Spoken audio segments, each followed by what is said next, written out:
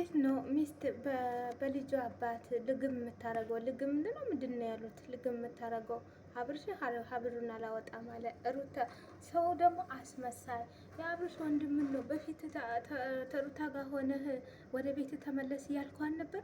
አሁን ምን ሆነ ነው መልሰ ተመልሰ የምትገልበጥ? ሁሉም አስመሳይ ሆነ፣ ሁሉም ተገልባጭ ሆነ። ወይኔ ወይኔ ወይኔ ወይኔ። ኤፍሬም ተመለሰ ግን ወደ እሱ አልሐምዱሊላ ማለት ነው። አሁን በጣም የሚገርም ነገር ነው። አሰላም አሌይኩም ረህመቱላሂ ወበረካቱ። የቻና ቤተሰቦች እንዴት ናችሁ? ሰላም ናችሁ? ሰላማችሁ ብዙ ስትርፍርፍ ይበልልኝ። ሰላም ሰላም ክርስቲያንቶች እንዴት ናችሁ? ባላችሁበት አላህ ይጠብቅልኝ። ለቤት አዲስ ሆናችሁ ሰብስክራይብ፣ ላይክ፣ ኮሜንት፣ ሼር በማድረግ ቤተሰቡን ተቀላቀሉ። ቤተሰብ የሆናችሁ ሼር በማድረግ አበረታቱ። ነገራችን ሰላም፣ ደስታ፣ ፍቅር፣ አንድነት ያምጣልን። ወጥቶ ከሚያስቀን ነገር አላህ ይጠብቃን እላችኋለሁ። ቤተሰቦች ዛሬ ደግሞ ይዤላችሁ የመጣሁት አስገራሚ ነገር፣ እንደዚህ አይነት ነገር የማይጠበቅ ነገር ይዤላችሁ መጥቻለሁ ማለት ነው።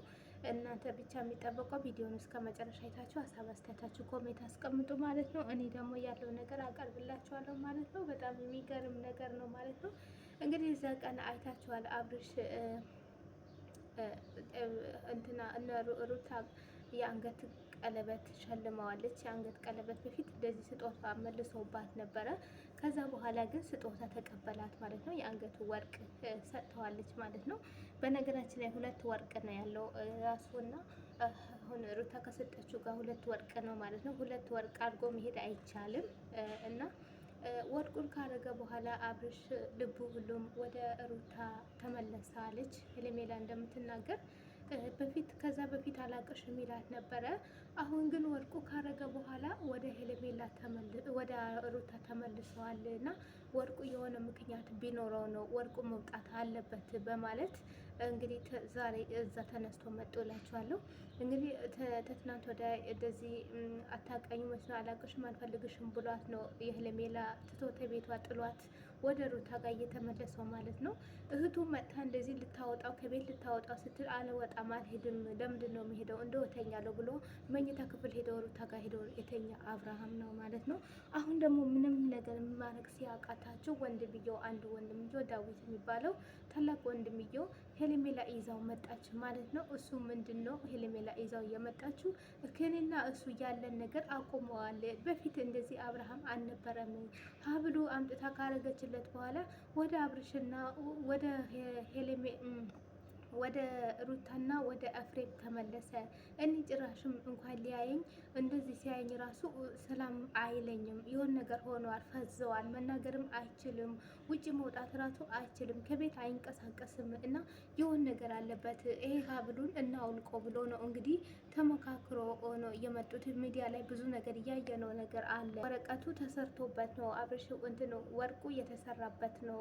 ወደ ሩታ እንዲሄድ ተለግሞበት ነው። ምንድነው ደግሞ አንድ ሆኖ ነው እና ስለዚህ ይህንን ሀብል ሲያወጣ ወደ እኔ ይመለሳል። 3-4 ቀን እኔ ጋር ይቀመጣል። ከዛ በኋላ እውነትም ይሄ ሰውየው ተደረገበት አልተደረገበት የሚለው ነገር እናየዋለን እና እንሂድ ብላ እንግዲህ እንትናም ዳዊትም በእንደዚህ አይነት ነገር እኔ አልናገርም ብዬ ነበረ። ግን ምክንያቱም ወንድሜ ሳየው የዋለ ያደረ ምንም እንትን የተቀየረ መጣ። ሰላምታ እንኳን አይልም። የሚናገረው መነጋገር ራሱ አይችልም። ፈዞ ቀረ፣ ፈዘዘ እና ስለዚህ የሆነ ነገር አድርጎበታል። ወንድሜ እንዲህ ሊሆን አልፈልግም። እኔ ከሩታ ጋር አትታረቅ አላልኩም፣ ግን የሆነ ነገር ሆነሃል። ሀብሉ ታረቅ ጀምሮ ጸባይ ተቀይሯል እና ይህንን ሀብል ማውለቅ አለበት ላስወልቆ ነው ብሎ ነው እንግዲህ ወደ ሩታ ጋር የሚሄዱት ማለት ነው።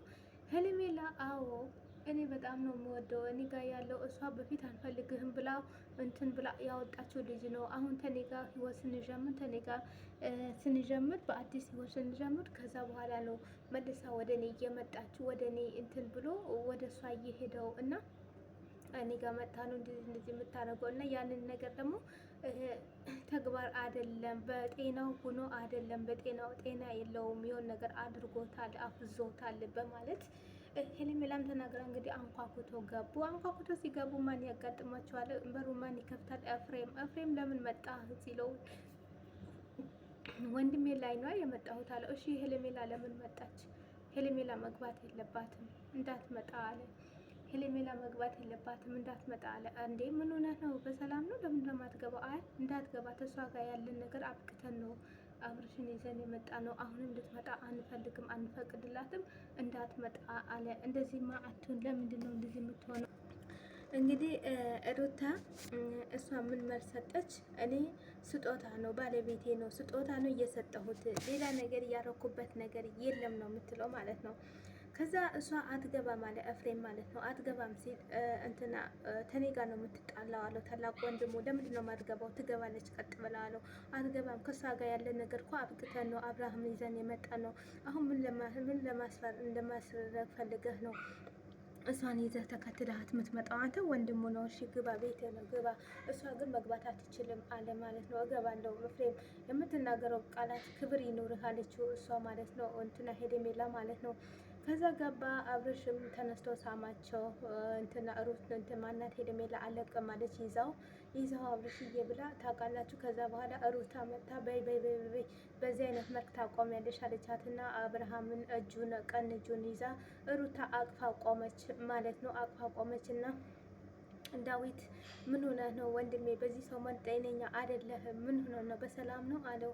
አይ ደህና ነው፣ ሰላም ነው፣ ጤነኛ ነው፣ ምንም አልሆነም አለው ኤፍሬም ማለት ነው። ሩታም አይ አንተ መቀመጥ ትችላለህ፣ እሷ ግን እዚህ ቤት እኔ እያለሁ ገብታ ማውራት አትችልም፣ እንደዚህ መናገርም አትችልም፣ መውጣት ትችላለች አለች ሩታ ማለት ነው። አይ ትያት ለምንድን ነው አሳቧን ያለው አሳቧን ትናገራለች እና ሲጀመር በፊት ወንድሜ እንደዚህ አይነት ነገር አልነበረም። አሁን ግን ወንድሜ እየተቀየረ መጣ። ለምን እንደሆነ አልገባኝም። ስለዚህ ይሄን ሀብል ካረገ ጀምሮ ነው ብላለች። ሀብሉን ይወጣል አለች። ከዛ አይሆንም አለች። ከዛ አብርሽ እኔ አታውቀኝም? ምን ሆነህ ነው? እኔ አታውቀኝም አለችው ሄርሜላ። እንዴ ሄርሜላ ልታብጂ ነው እንዴ? ምን ሆነሽ ነው አንቺ ግን ማለት ነው። አንድ ደግሞ ወንድምየው አስመሳይ ማለት ነው። አንተ በፊት አይሆንም እንደዚህ አይነት ነገር ከሩታ ሌላ ሰው ማንም ሰው አትይዝም፣ ማንም ሰው አታገባም፣ የፈለገ ሰው ቢናገር ማንም ሰው አይሰማም ብለህ እንትና አብርሽን የተቆጣሁ አልነበረም? አሁን ደግሞ ተመልሳ ተገልብጠህ ሩታን ወደ ዝቅ አድርገህ ሄርሜላን ከፍ አድርገህ እንትን ሀብሉ እናወጣዋለን ከእሷ ጋር ያላት ቆይተዋል። የእሷም ሴት ልጅ ናት፣ የእሷ ስሜትስ ምናምን የምትለው ማለት ነው። እና የአግባት በግድ አግባ ነው የምትሉት? ካልፈለገስ ካንቻለስ ካልፈለገ ካንቻለስ በግድ ጎትታችሁ እሱ ውስጥ መከራ ውስጥ ልታስገቡት ነው እንዴ? ምን ሆናችሁ ነው? ምን አስበህ ነው ማለት ነው? እኔ በተለይ ሁለት ቃል የሚናገር ሰው እንደዚህ አይነት ሰው አይቻላቅም ማለት ነው። ከዚህም አንድ ከዛም አንድ የምታወራው እንዲ ምን አስበህ ነው? ሰው የሰው ልጅ እኮ ሆኖ አስቡ ያውቃል ማለት ነው። የሚናገረውና ያረገውን ትርጊትና የበፊት የሰራው ስራውን ማወቅ ትችላለህ ማለት ነው። ምንድን ነው ሁለት ቃል የምትናገር ማለት ነው? አሁን አንተ በአንተ ቤት አሁን ሄርሜላ እንትን ትለኛለች ብለህ ነው? ተሳስተሃል፣ በእውነት ተሳስተሃል ማለት ነው። አንተም የትንሽ ጊዜ ነው ትመለሳለህ፣ ስላልደረሰብህ ነው። ኤፍሬምም እንደዚህ ነበር፣ አሁን ተመልሷል። ሩታ ምንነቷን አውቆ ወደ ሩታ ተመልሷል ማለት ነው። አሁን አንተ ምንነቷን አውቀ ሄርሜላም ወደዛ ትመለሳለህ ማለት ነው። እና አብርሽ እንግዲህ እሺ በቃ ወንድሜ አሁን ሀብሉን አወጣዋለሁ አለው። አይወጣም አለው አብርሽ። አላወጣም፣ ስጦታ የተሰጠኝ ስጦታ ነው፣ አላወጣም አለው። አይ ታወጣለህ፣ የትም ሀገር ወንድ ልጅ ሁለት ሀብል አድርጎ ሲያይ አልሄድንም፣ አላየንም፣ ሄዶ ሲሄድ መንገድ ላይ አላየንም። ስለዚህ ሀብሉን አንዱ ታወልቀዋለህ፣ የራስህን ታደርጋለህ፣ ሀብሉን ታወልቀዋለህ። አላወልቅም አለ፣ እጁን ወደዛ አድርጎ አላወልቅም አለ ማለት ነው። ሩታም አያወልቅም አለች። አንቺ ምን አገባሽ ወንድሜ ነው አለ። ችግር የለውም ያወልቅ ከሆነ ያወልቅልኝ፣ ግን አያወልቅም አለችው። አያወልቅም። ከዛ በኋላ ሄርሜላ አንቺ በፊት አውጥተሽ ጥለሽው አልነበረም? አሁን ስትጠጊውና አሁን ከኔ ጋር ህይወት ሲጀምር እወድሃለሁ፣ አፈቅርሃለሁ አልሻለቻት። ምን ይሁን ምን ይጠበስ? አንቺ ሁለቱም ማለት ነው እንዴት ሲያስቁ እውነት ግርም ነው የሚላችሁ ማለት ነው። አንቺስ ምን አገባሽ? እንደፈለኩ ማድረገው ምንም አያገባሽም ብላ ሩታ እንግዲህ ጉንጩንም እጁንም ምኑንም ትከሻውንም እያሸች ነው ማለት ነው። ሩታ እዛ ጋ እንትና ሄርሜላ ቆማ እንግዲህ ድንጋጤ ብዛት ማለት ነው። ሩታ እንዲህ ስታሸው እንዲህ ስትሆን ማለት ነው። እንደዛ ፍዟ ቀራት ብላቸዋለሁ። ሄርሜላ ማለት ነው። ሄርሜላ እኮ የለችም። ወይኔ ያን 10 ሳንቲም ሆናለች። 10 ሳንቲም ማለት ነው።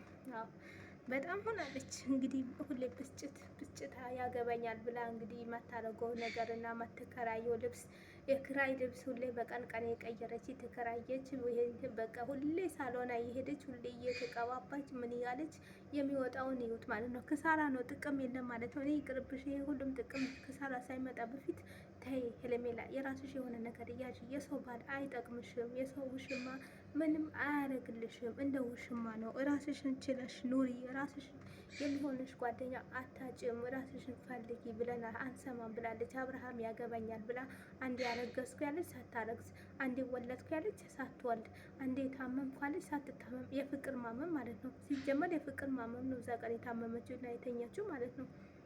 ሁሉም ነገሯ ማለቃ ፍቅር ሲዝ እንዲህ ነው የሚያደርገው። ከአይን ነው እንደሚጀምረው ጉድ እኮ ነው። አይኗ ቢዝ ቢዝ ቢዝ ያለ ወንድሙ ነው ኤፍሬም። ሩታ ባለቤቷ ነው።